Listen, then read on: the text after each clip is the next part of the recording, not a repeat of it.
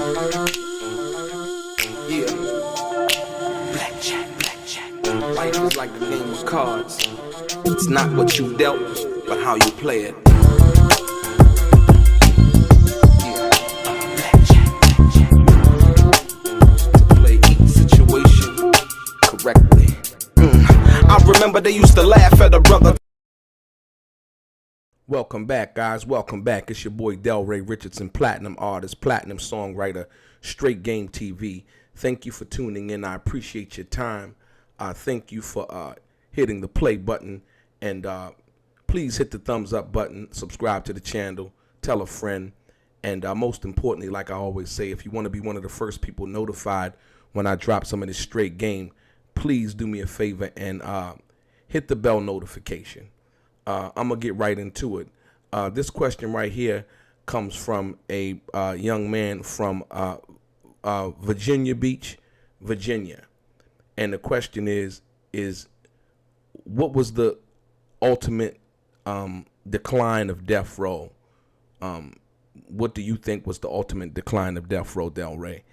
I appreciate your show, and I love how you deliver what you do. Thank you. I appreciate the question. Well, most people would say the ultimate decline of Death Row was when 2Pac got killed, right? I would beg to differ. Some people would say it was when Snoop left. Everything was pretty much done.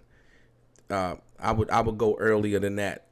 I would go with the fact that the person who initially made everything come together, the person who basically Interscope, as well as the industry at that time, they were banking on him. And the simple fact of the matter is Dr. Dre.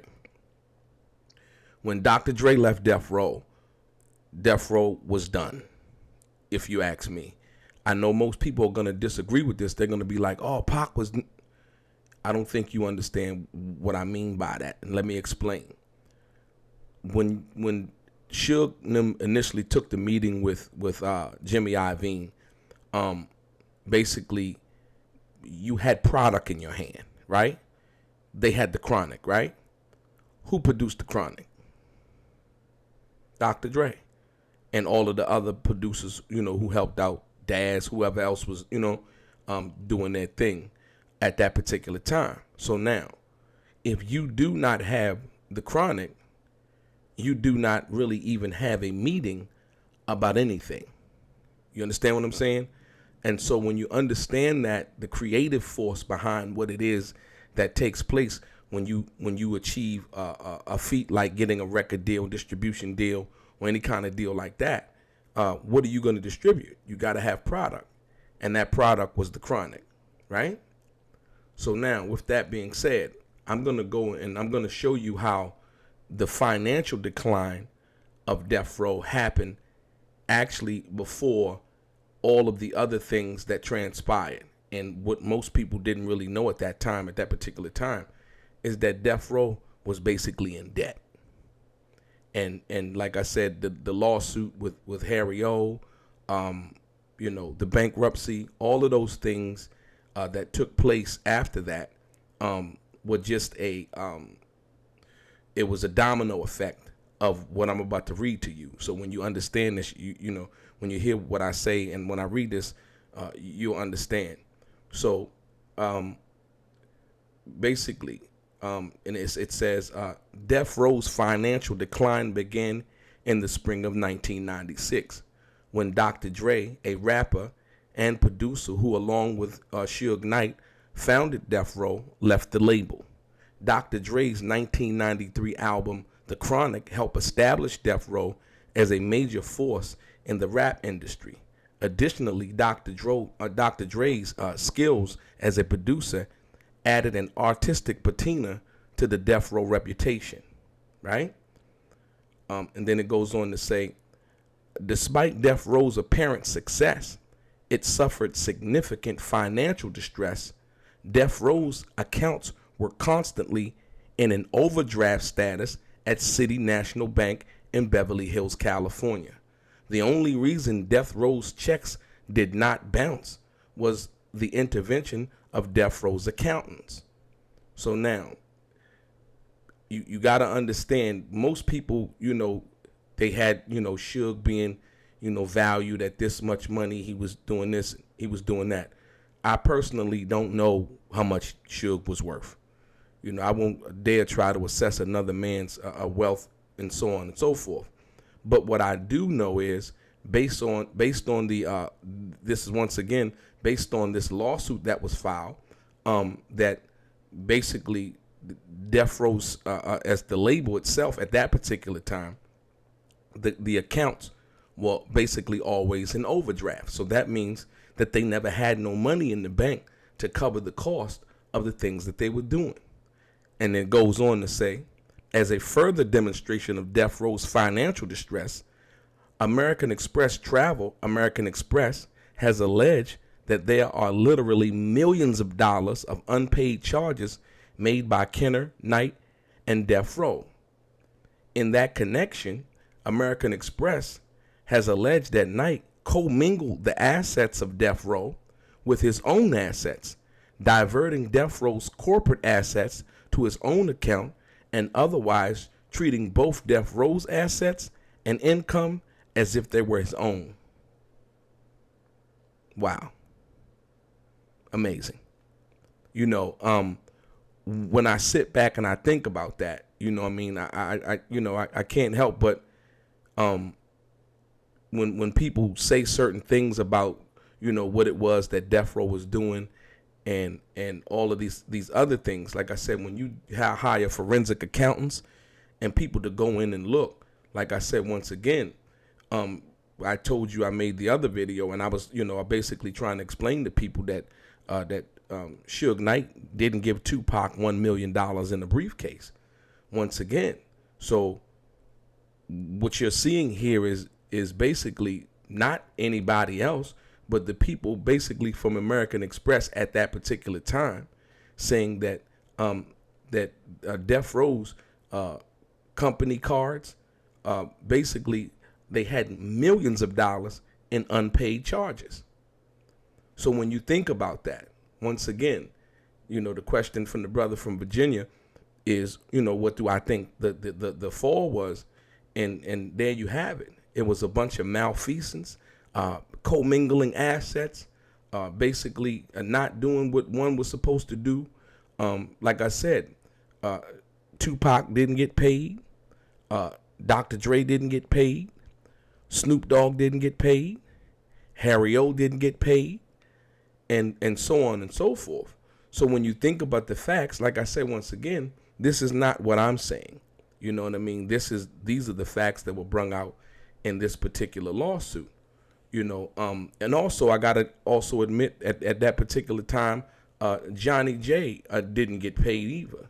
And it basically goes on to say, unfortunately, as it developed later, much of Knight's generosity was funded from monies that were due to Death Row artists, including Tupac and Johnny J. Jackson, a record producer who, among other things, produced tracks for the Gridlock soundtrack and for Tupac's album All Eyes on Me. Jackson, at that particular time, may he rest in peace, had filed a lawsuit in the Superior Court in the state of California alleging inter alia fraud and breach of contract. Jackson alleges that he has not received any money from Death Row for his work, although Knight personally promised that he would receive both in advance and royalties. Like I say, you can't make this up. These are facts. This was a lawsuit that was filed by Mr. Jackson at the time that he was alive. You know what I mean? And so this is one of the most other egregious parts when you think about dealing with, Death Row back at that time. And now we see that Snoop has Death Row. Hopefully, what he's going to do is, take it to another level. Like I said, once again. And so I want you to understand something. I had talked about this before, but I'm going to do it one more time because I think it's very important. So now, when you think about what I'm about to read, you got to really understand what it says.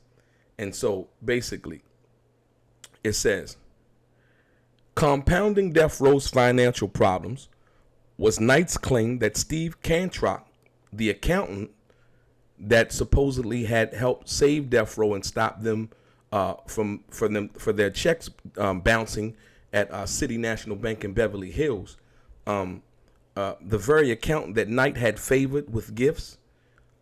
Basically, he bought Steve Cantrock, I believe, a Porsche, and there was a couple of other vehicles.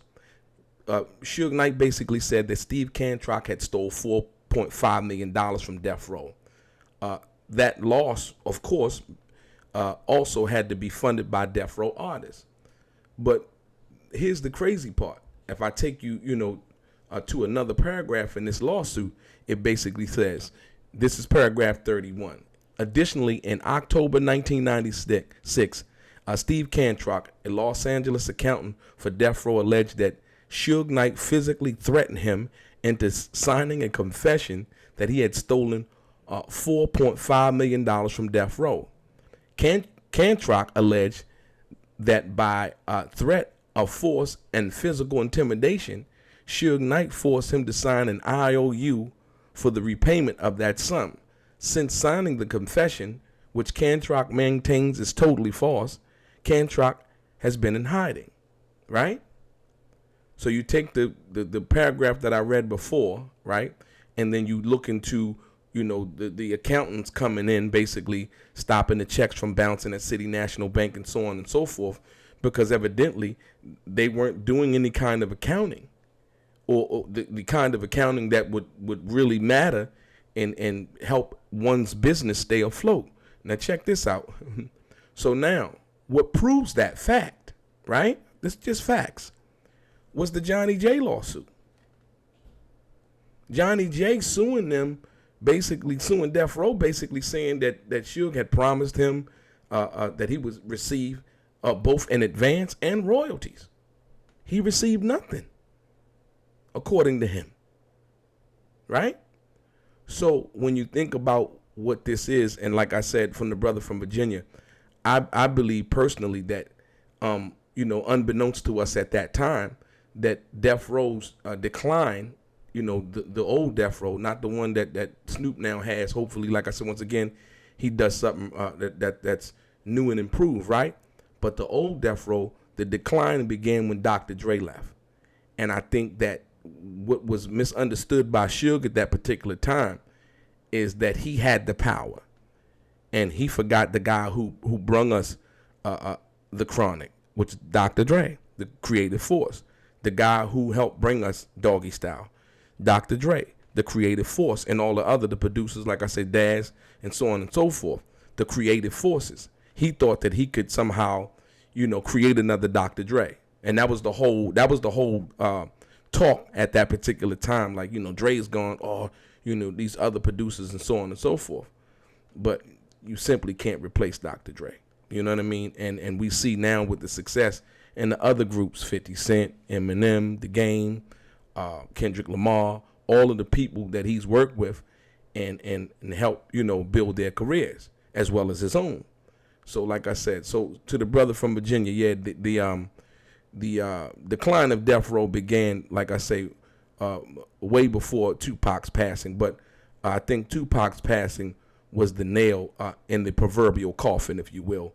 And then when Snoop left, the disintegration of Death Row as a label powerhouse or anything in that direction, it was done. Your boy DELRAY, straight game.